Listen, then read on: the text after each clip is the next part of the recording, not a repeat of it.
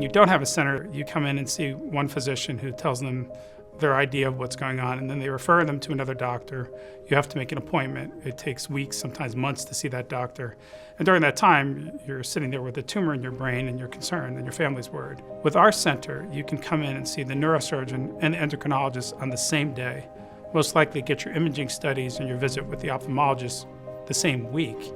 And if necessary, have your surgery done within just a couple of weeks of that initial meeting. Together with the team approach that we provide, with all the different disciplines coming together, I think that we have a really outstanding comprehensive team that we can use to treat every aspect of the pituitary disease. I'm really involved at every step in the care of every patient seen at the Pituitary Center.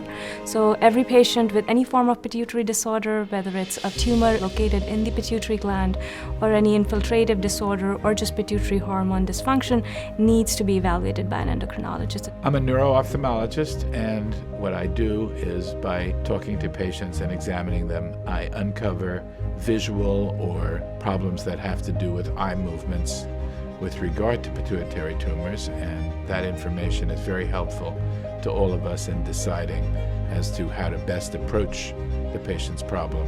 Dr. Alisi and I have, over the course of the last 11 years, performed over 400 of these pituitary surgeries together.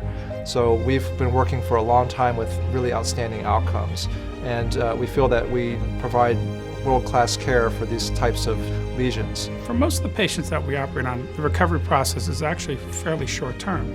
We do keep them in the hospital for 3 days after the surgery, but most of that is monitoring their endocrine function and their electrolytes.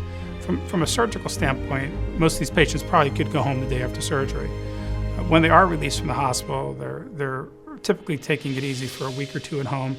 But most patients can return to work within 2 to 3 weeks quite easily. The most important thing to me is that it's better for the patients.